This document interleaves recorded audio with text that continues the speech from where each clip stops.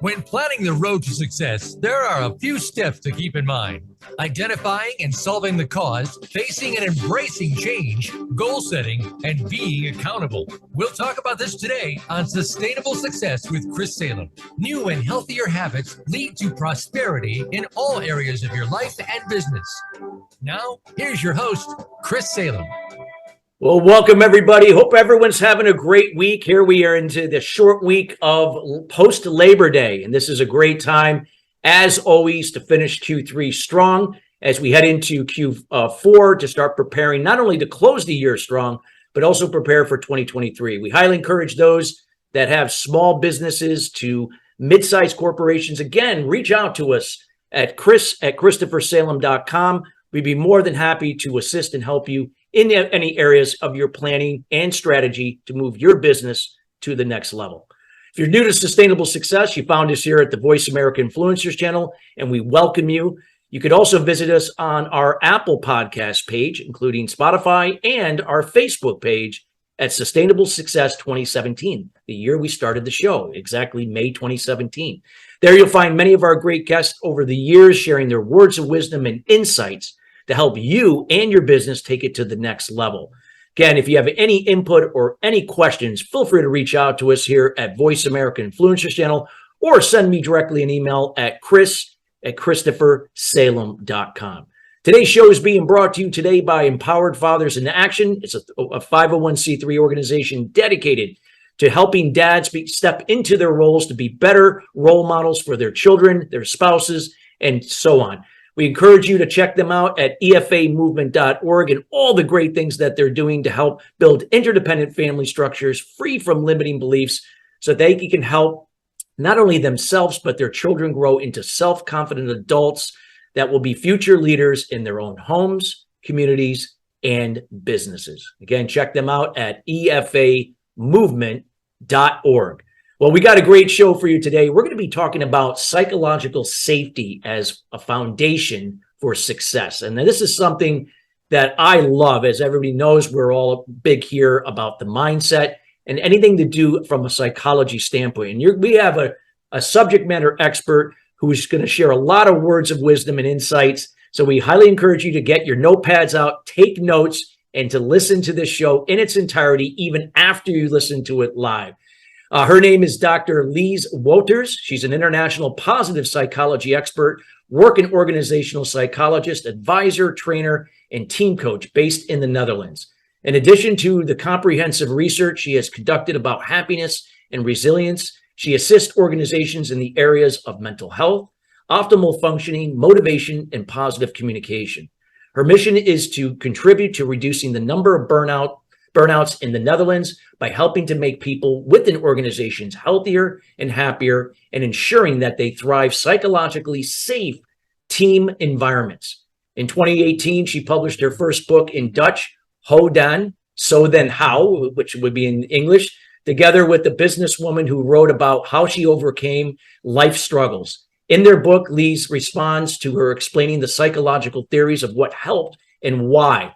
She is the founder of her own international business with OMG, with an exclamation point, which stands for Tailor-Made Leadership and specializes in providing leadership training and coaching. For more than 10 years, Lise and her team of fellow experts have been facilitating online and on-site leaders and professionals with business-related workshops. Their work is underpinned by the professional knowledge that each individual is unique and each organization is unique. Thus, they only deliver custom work. And without further ado, we welcome Dr. Lise Wouters to the show. And before we leave, I know you start off with the DRS, and a lot of people might say, "What is that? Is that doctors?" I'd like you to kind of just introduce yourself and just talk about DRS as that acronym and how how that acknowledges all the great things that you do in your area of expertise. Great, thank you very much. Yeah, so it's actually pronounced Dr. Anders, Lise Wouters, and I've heard recently that it's not really a term that's used in the US. In Belgium is where I'm actually from. Dr. Endes is actually used for people who have already reached their master's title, Dr. Endes, but are still learning to get their doctor title. So it's on the way to Dr. Endes means on the way to becoming a doctor. So I'm doing my promotion work now on psychological safety, of course, and hoping to get that doctor's title in the next couple of years by doing my research in this area. Awesome. Well, thank you for doing it. I hope everyone now understands now that DRS, it's not a typo. It's actually something. And I'm going to keep my eyes and ears open. I'm sure now that I'm aware of it, I'll be now seeing it more often, especially over in Europe. So thank you for sharing that with us. So, you've done so much work in the area of psychology, and I just wanted to talk about the importance that from your perspective and the research you've done and everything that organizations and people you've worked with, talk about the importance of psychological safety as a foundation for success in whatever that may be for people listening. Yeah, thank you very much for that question. I really love the title of your show, because I think psychological safety is it's the key to sustainable success. We can be successful in an unsafe environment, because an unsafe environment might bring out the fighter in us, and we can achieve great things, but it takes a big toll on us, both mentally and physically, on our health.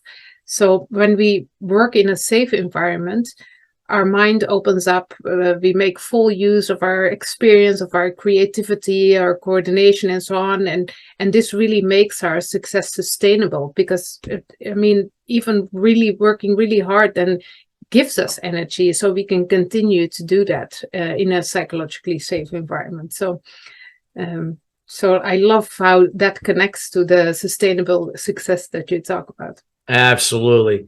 And what would you say, Lise, when you look at the organizations now, burnout is such a real thing, and I think organizations are beginning to realize that how much of, this is a major ordeal, that a lot of times burnout is something that builds up over time, and it can really wreak, a negative effect on an organization, from people being absent to people having mental health issues as a result of it.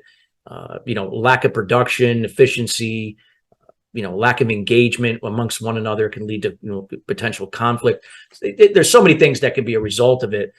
What are some of the things that you would like to share of some things that organizations, regardless of size, could really start to really dive into, looking into the importance of psychological safety as a foundation for their teams, their organization overall? Yes, there's a lot of research already into psychological safety. Already, when I began my research, there was already tons of research on the benefits from having a psychologically safe environment, and a couple of those are also performance and innovation and so on. So very good for companies to be successful, but also very important is the effect on people's well-being and on people's mental health. And this there's a lot of things regarding burnout when people are already in a state of where they burn out, what you can do. You said it in your introduction. I would like to focus on preventing these situations from happening, and this is why psychological safety is so important. When we work in a psychologically safe space, we are able to be ourselves. We are able to feel comfortable, not always staying within our comfort zone. We can get out of our comfort zone, but in a way that we feel safe to do this. Amy Edmondson used the definition of psychological safety where she says it's a place where a team feels safe enough to take an interpersonal risk. So meaning going outside your comfort zone, but feeling safe enough to do this.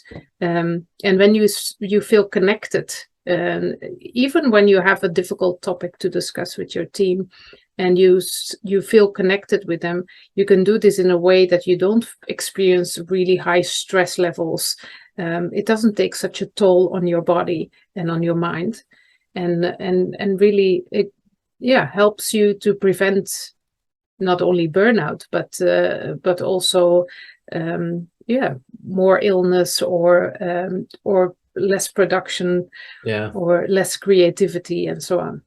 No, I love what you just said. Like, because a lot of times, we live in this world now with there's so much diversity. People now are beginning to, feel like they can be who they are, but not be afraid, so to speak, of, expressing that and, in this diversity. And then people, a lot of times are programmed, well, if I play it safe, they may not realize that I'm not as good as they think I am, or if, God forbid, if I make a mistake, if I put myself out there, that they might think I'm incompetent or not capable of the job. So I'm going to play it safe. And those are the very things that end up causing a lot of issues in the long run, because we're not as innovative, we're not as creative, we're not engaging at a higher level, like you said, that we can take those risks and feel, even though it might feel uncomfortable, we can do it in a safe environment.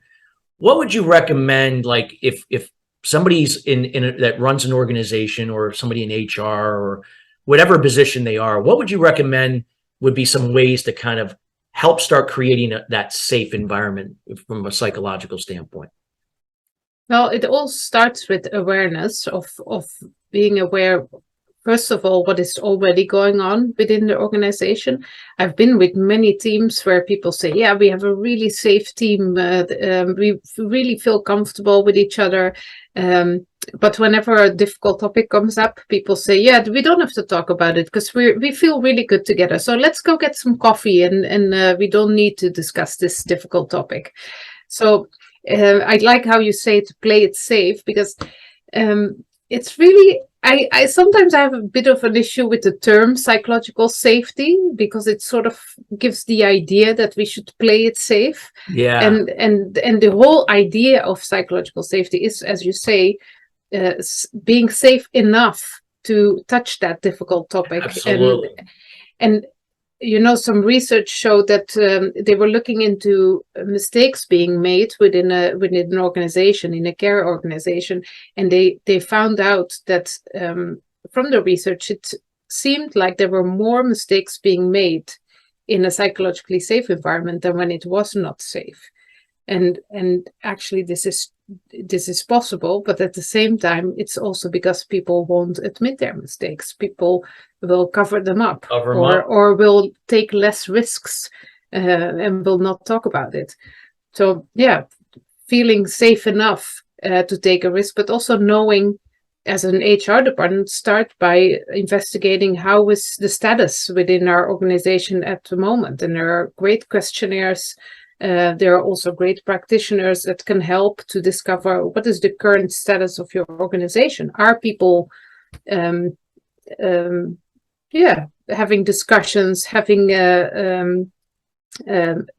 that they make mistakes? Are there sometimes difficult topics discussed within teams? And how safe do your people within the company actually feel at the moment? So begin with that. Yeah. No, I think that's great advice. I want to hope that everybody listening, please take these notes. Again, this is really important. And again, you'll have an opportunity later in the show to know how to get in contact with Dr. Wouters and reach out and have a conversation with her. And this could be for your organization as well. What would, like I said, taking, like I always say, that when we embrace challenges, we take risks. We make mistakes, not that we're repeating the same mistakes, but that's how we grow. That's how we expand. And the organizations that are going to grow and become innovative and creative, I guess they have to change the way they look at things. I know you talk about resiliency. Is resiliency something that's situational, or could it be something that we can practice resiliency and then how we look at things that could actually use that to our advantage, not to overcome something, but actually move us forward in a positive way to something better in our organization? Yeah, well, the good news is, of course, that we can learn to be resilient and become more resilient, and there's many different ways to develop your own resilience. it's also resilience is sort of a term of dealing with all of this, of creating this safe space, because it is psychological safety is about acknowledging that sometimes we don't agree on a topic, or that sometimes something went wrong. Somebody in the team made a mistake, and that we can openly talk about it, and we can see how we can recover from this situation. It's all, again, also awareness, but also awareness on yourself. And coming back to that term, if you talk about psychological safety, if you would ask people within an organization, how safe do you feel unsafe sometimes? There might be many people who say, no, I don't feel unsafe. But when we ask them, do you feel frustrated sometimes, or do you feel stressed, or do you feel upset or angry even, or a lot of them have these emotions, and this is actually the emotion that you feel when you are unsafe. It's your brain triggering that there's a threat to your psychological basic needs, and the way this expresses itself is feeling frustrated, or feeling angry, or feeling stressed. So it's not a question of asking people how many times do you feel unsafe, but investigating what really happens and what emotions come up in which situation, and how do people deal with it. So it's all about being resilient and developing your resilience. Yeah, no, so true. And like you said, sometimes certain things, it's funny. Like I know in my wife, works in a law firm. She's a lawyer, and they did some kind of personality assessment. And, my wife is one of those people love her, but then there's some people that can be maybe put off by her because they don't understand her because of her personality. And there were some things that came up that, about her trusting people, also that, they picked up on some things that she wasn't too happy what was going on in the organization, because the very things that you're just talking about, they push everything under. They don't want to hear about mistakes. They don't want to talk about things they just want to just go through the motions. And yet she's kind of that person that puts it out there, and that was picked up. Not that it was in a bad way, but in a good way. What do you feel like? I mean, again, are they being honest on those assessments? Because I know my wife did. She really was honest on that. Yeah. I forgot what assessment it was. I can't remember, but I just wanted to get your take if those are. Yeah, but it's really interesting, because I also understand that that's what people do. They want to sweep it under the rug, because we don't really learn how to deal with those things, and we don't really learn how to deal with difficult emotions anymore. I mean, I don't know how it is in the US, but I know in Europe, even in school, in elementary school, when there's two kids next to each other in class and one is unhappy, then the mother says, please put them in a different seat in the class, because it's having to deal with difficult emotions. So we prevent feeling any difficult emotions so much time in our life that we don't know how to deal with it anymore. Yeah. So I think people fill it in honestly in how far they believe that is true. But I also believe that we don't really develop this skill of self-awareness, of really understanding when we disagree, when we have a difficult emotion, and recognize that it's there. Like, and feeling safe that you can bring that up, and not in a confrontational way, but in a constructive way, to find out where can we find, where we can resolve that. And not that, we're looking to be needy or dependent upon it, but how could we create something that's going to help that matter and help leverage that person's strengths, and not get caught up in these weaknesses or these things that they're dealing with, that they can feel safe bringing that up and finding a way to address it. Yeah, but the most important thing where it starts is that you need to feel safe with yourself. Yeah. To say it. Yes. If you need to allow yourself to have a different opinion. If I'm not allowed, if I think I should agree with everyone, then I don't feel safe enough with myself. Yeah. So. And that's key, because you brought that up about awareness, and I always starts with awareness, because it's not about who's going to be, now that we're aware, who's going to be the first to do it. No, we all have to do it. Regardless of our title or role or position that we have to take that initial. Only we can change ourselves. Nobody else can do that for us. And so we have to be able to be willing to adapt or change to, to make things better in whatever that situation is in that organization. Yeah. So I know we have to go to break, Dr. Wouters. When we come back, I know you got so much more to deliver here, and I'm really excited about what you're going to share here. So again, if you're just joining us, we're here talking about psychological safety as a foundation for success. We have to go to break, but when we come right back, we got more to come from Dr. Lise Wouters, and we highly encourage you again to listen to this first segment in its entirety here later. We'll be right back after the break. Welcome back. We're talking about psychological safety as a foundation for success. Again, if you're just joining us, you can listen to this show later today here on demand in its entirety. And we highly encourage those that are here now to listen to the first segment. We're here with Dr. Lise Wouters, and she goes by the acronym DRS, which she did explain earlier in the show. And again, I highly encourage you to learn more about her, which you're going to find out more a little bit later here on the show and how to get in contact with her. So Lise, I know we talked about, psychological safety as a foundation for success overall. And I know you shared it from an organizational level. You've done a lot of research into this area on the individual level. We would love to hear from your findings and research and your perspective on the individual level, how we look at psychological safety. Yeah, I would be happy to go into that. We look at psychological safety, we can see it on the individual level, on the team level, and on the organizational level. And we've known for a long time that they are connected in some ways, but really understanding the process of how they are connected and then how you build psychological safety, still a lot of work needs to be done.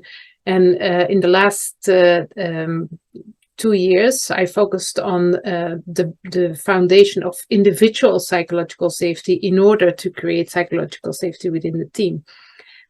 I went into that because I noticed when I was working with teams that they were talking about difficult topics, about maybe admitting that they made a mistake.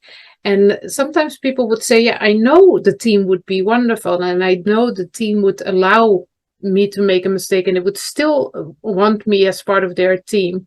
But I don't allow myself to make mistakes. I don't want to be that person that makes a mistake. I think I should be the one who doesn't make mistakes. So you can create a psychologically safe environment from the others around you, but it has to start with yourself. You will only speak up when you think it's okay to speak up. And the research shows that when we feel our basic needs, our psychological basic needs are being threatened, and this goes back to the theory of the determination theory that says all human beings have the basic psychological needs of autonomy, connection, and development, competence.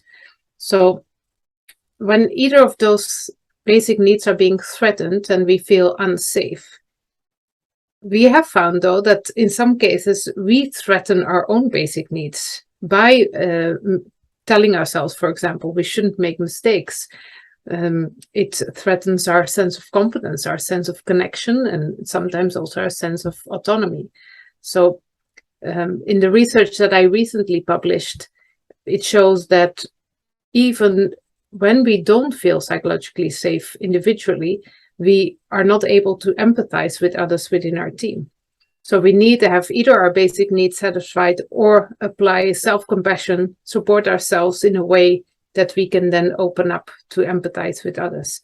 So it's really a huge foundation, again, to build psychological safety within the team. You have to start with building it for yourself. Yeah, I love that. Because like you said, the team can do that, but if the person is adamant about, I'm not going to make a mistake, I'm better than the mistakes that I can make. But so it's encouraging them that, without mistakes that we don't grow. What would be some of the things that you would recommend? Let's say someone that is either ignorant to that or stubborn about that, or just has it in their head because of their upbringing that you can't do no wrong, or if you do, you're going to look weak. You're going to, people are going to think you're incompetent.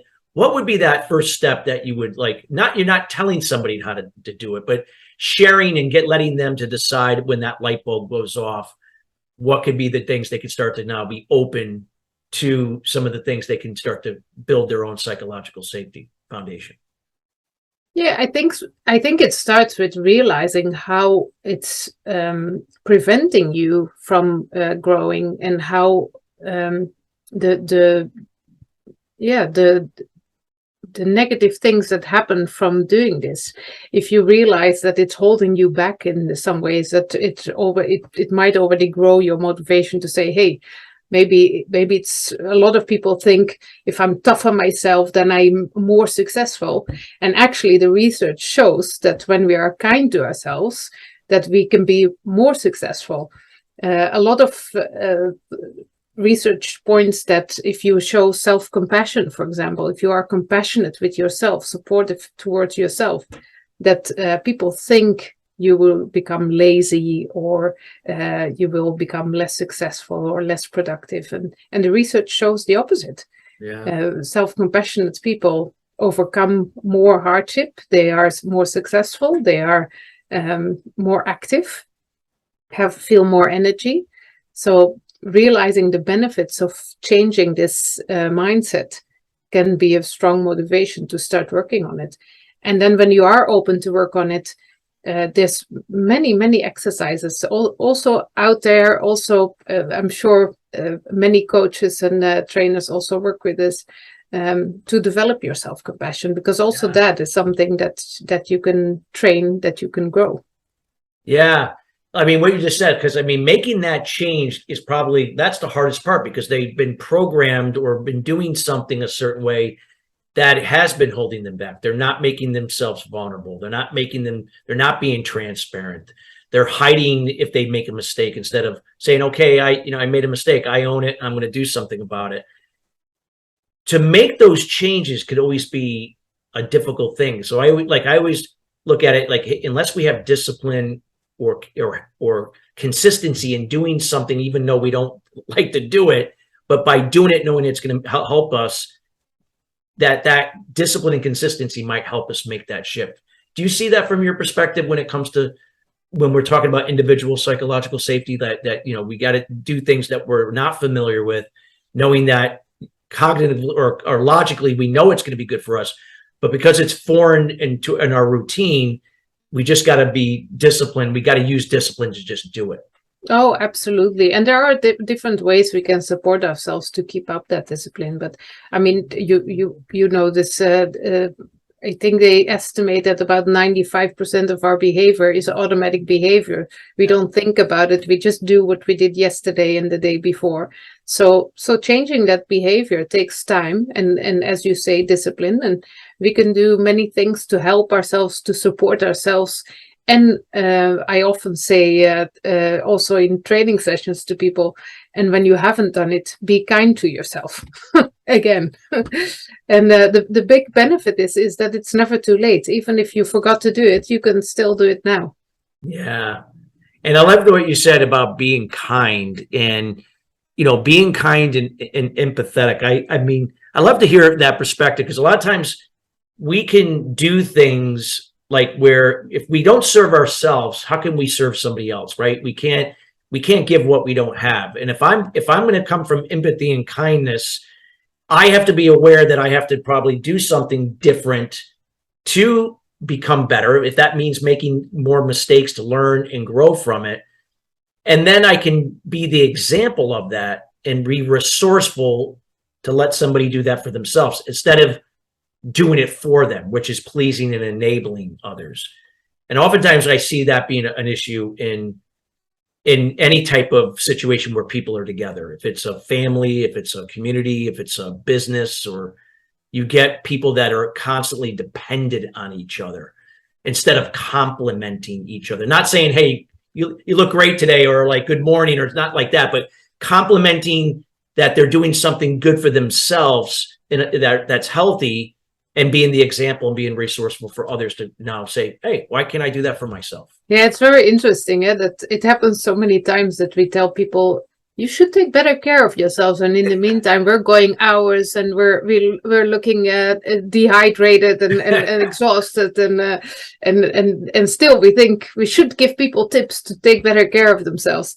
It's so easy to do it. And I love how also Stephen Covey says, if you want to influence other people, you the best way to do it is to look at yourself. How far am I doing it, and make the change with yourself, and be the example. And that's the best way, because people don't listen, they look. So if you show the behavior that you want to see, then you have the biggest impact. Yeah, that's true. That is true.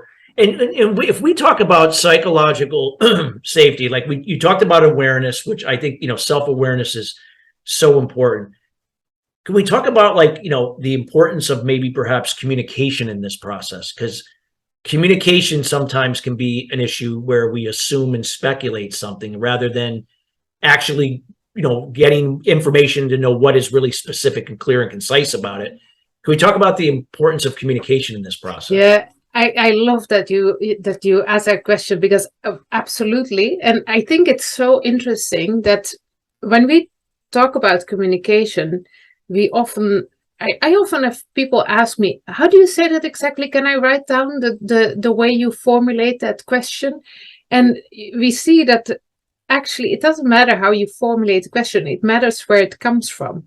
And this is also what comes out of research. If we feel safe with ourselves, we are much abler to empathize.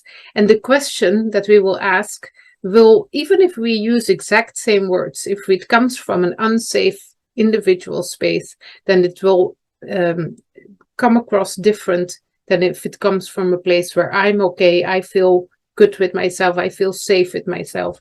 And you say self-awareness, I see so many times that people are unaware that they're feeling unsafe with themselves. So that's where it starts. If you want to ask the question to another person, how you communicate that needs to be from an individually safe space. Yeah. If I want to ask how you are feeling, if I'm still stuck in my head with I haven't slept well, or I have a deadline that I'm working on, you will hear in my voice that I'm not generally interested in what you want to say, but I'm having a deadline in the back of my head. And you have another conversation with yourself, like, hey, I'm under a deadline, I got to get this done. But then somebody can perceive that, again, assuming and speculating, you're not interested in what they have to say. You're not a kind person.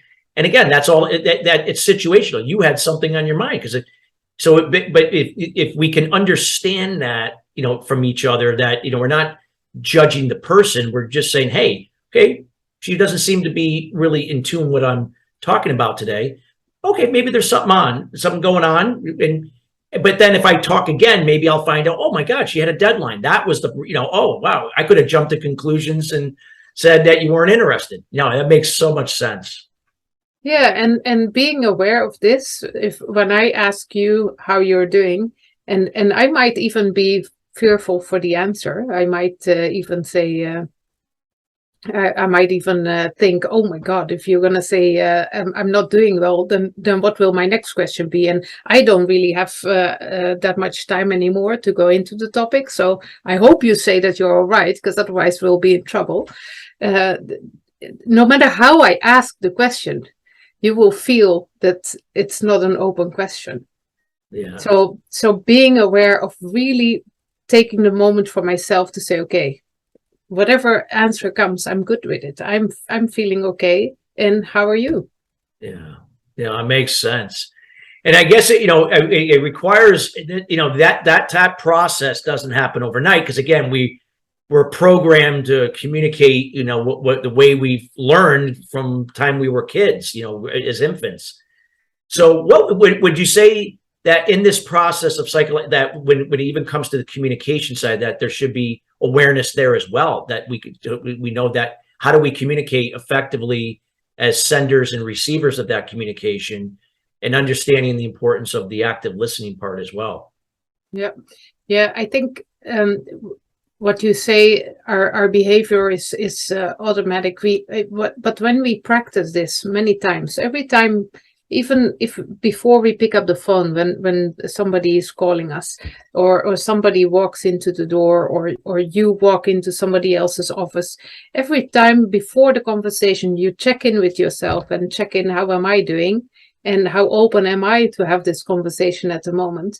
And the more we practice this, the more aware we become of what we bring to the conversation. And I think in some cases, if I see somebody calling me and I immediately feel stress coming up for what I might expect from picking up the phone, then I would recommend to either really take a moment before you pick up, or even not pick up at all, and call them back a bit later. Instead of react, you respond in a more positive, productive way. Yeah. And I've heard people then say, yeah, but I have to answer. But what will the result be if you answer from being so stressed?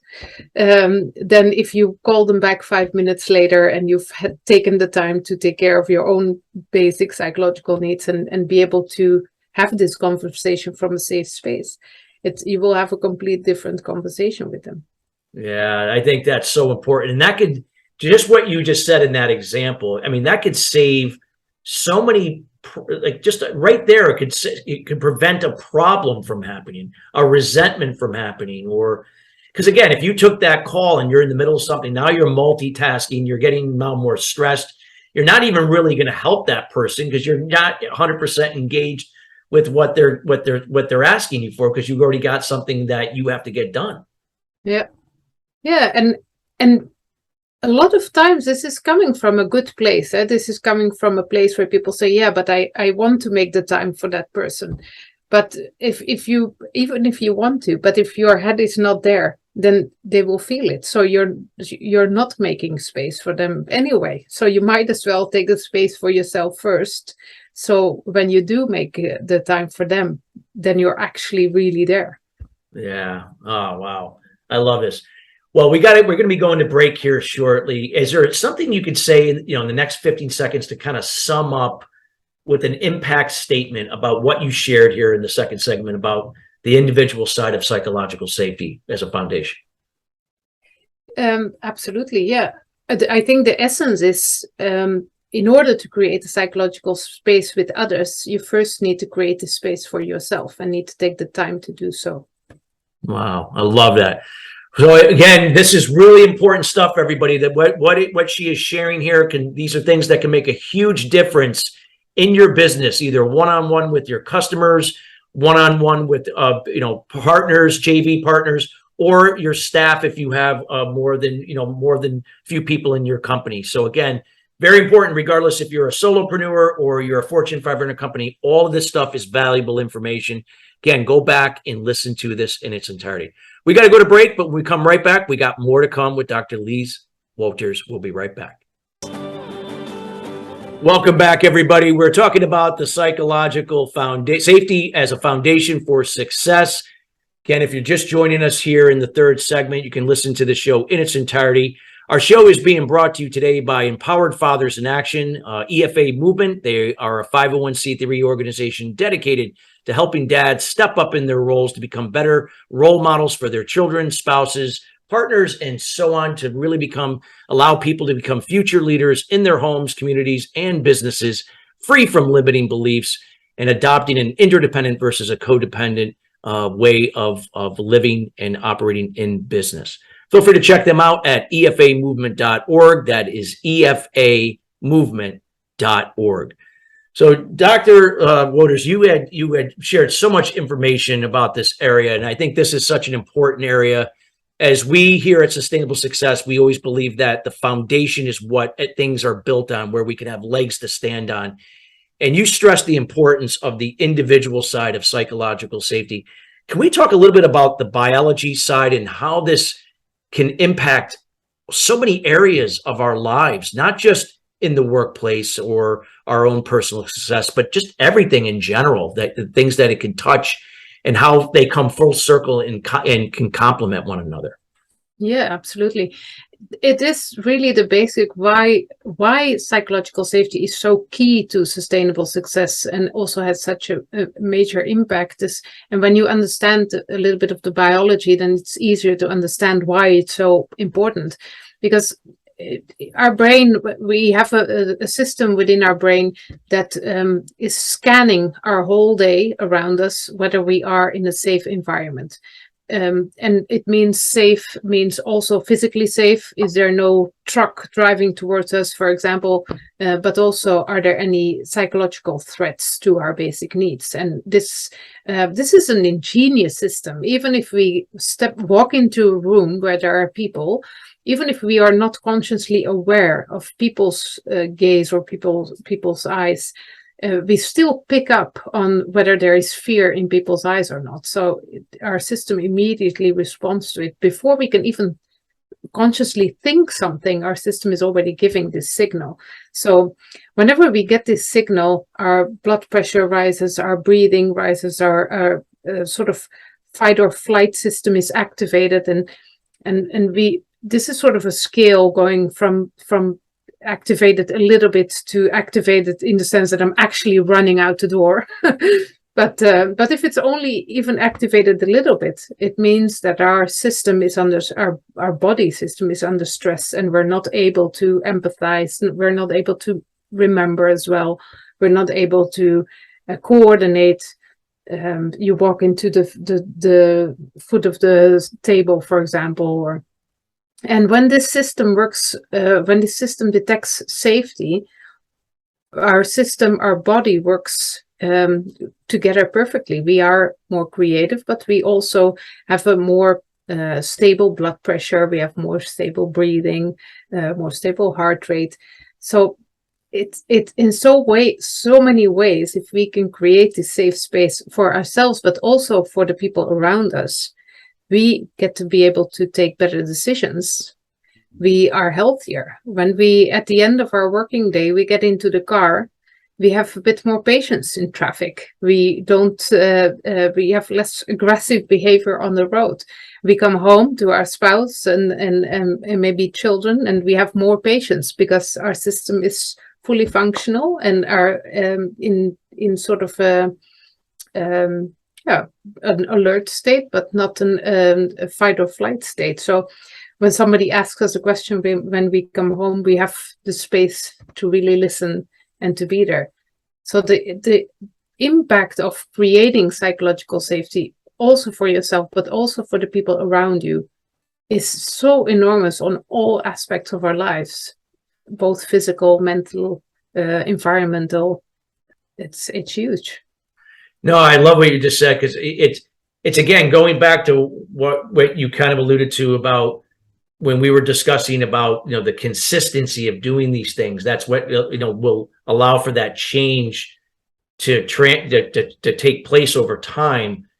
But when somebody's doing that, somebody else is also observing what you're doing. Not that they maybe know that consciously, but maybe subconsciously they pick up on that, and that could be a positive effect upon someone. Can you share a little bit about the importance of that you're not only serving yourself in this case, but you're helping others? Absolutely. As we mentioned before, people tend to not listen, but to look. So the best way to help other people is also by doing it yourself, by being that role model of doing that. And it's not too complex to do it, but it can be difficult because you have to do it every day, every moment again. It's not that you created a safe space yesterday, that it will still be there today. You have to create it every day, and every single time when something happens, when you are in a situation with your customers or with your colleagues or with your family, and you experience some unsafety, then you have to take the steps to create a safe space for yourself and for others. So it's a process that you have to work on every day, and of course you can benefit from working on this for a longer time because people will feel more safe with you when you respond this way. But you still have to do it again. Yeah, exactly. Yeah, and I know for me, when I look back at when I made this change many years ago, I mean, I went from being a passive aggressive, communicator, and even my behavior was the same. It was very off-putting to people. I had a hard time in relationships. But when I made these changes over time to be more assertive in my communication style and my behavior, it made people feel more comfortable. Like they began to open up more around me versus, shut themselves down. So I didn't, and again, that took me a little time to pick up on that, but I saw that how it improved my relationships. Like I was building better rapport. People began to trust me. And I saw that my business took off more. Because those relationships got better and better because people felt comfortable that they could say something. I don't understand something, or I made a mistake, and I know you're not going to hold it against me. You're going to, you'll keep me accountable, but you're not going to hold it against me. It really had a profound effect upon, people around me. And, that's and vice versa. Yeah, and I've created this metaphor when we talk about psychological safety of land, a boat, and water, where you say when you're on land, you're within your comfort zone, your nervous system is relaxed, you have deep breathing, you're okay. When you step on the boat, you sort of get into a learning space. It's your breathing is activated, but you can still feel it's fun, it's new, it's you're learning things, you're okay, but it's a bit out of your comfort zone. And when you're in the water, you feel overwhelmed, and your system starts shutting down. You can't function as usual. And we've noticed that when we use this metaphor to talk about how safe are you feeling in the situation with other people, it really lowers the barrier for people to speak openly towards each other and build this trust and relationship with each other. And it's much easier for people to say, actually, I'm hanging on to the boat here on this topic. And it creates a big understanding for people. So, but it's easier for people to say, I'm hanging on the edge of the boat, than to say, I'm really stressed out, or I feel uncomfortable. So using a metaphor can be really helpful to build that relationship, create that openness, and to really talk about this unsafety. Because it's not about preventing unsafety. It's about having the open conversation with each other about where you are and what you need from each other, how you can support each other. So it's almost like, and then we have a little bit of time, and I want to make sure we get people to get to know where, how to get in contact with it. But even if it were in a family setting or a small group setting, or even in an organization, it could be like a huddle, like where a huddle could be a safe place where we can now not discuss your dirty laundry, but more or less you can talk about some things that make sure we're on the same page. So yeah, absolutely. Yeah, I love that.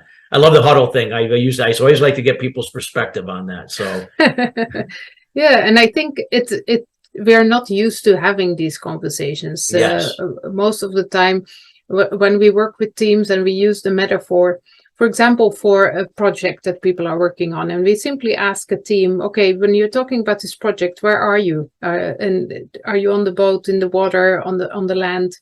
And they share where they are with each other. They are often surprised. They don't even realize they've been working closely together, and they don't realize that something has put someone in the water, or even sometimes people say, I'm completely in the water because I think I'm not good enough to be able to do this. I don't have enough knowledge. Where the others say, oh, come on, you have so much knowledge, more than us. But having this conversation of, how is this affecting my sense of safety, this situation or this project that we're working on, or just this topic of conversation, can be real eye-opening and build trust, but also build this psychologically safe environment. Yeah, it's so important. It's so important.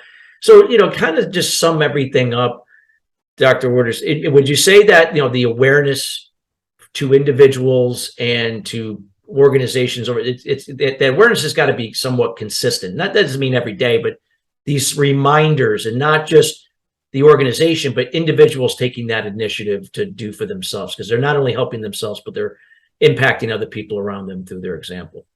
Yeah, and I think the awareness that we often tend to think, if I don't give it attention, then it will go away. And the fact is, it will influence our conversation much stronger if we pretend that it's not there.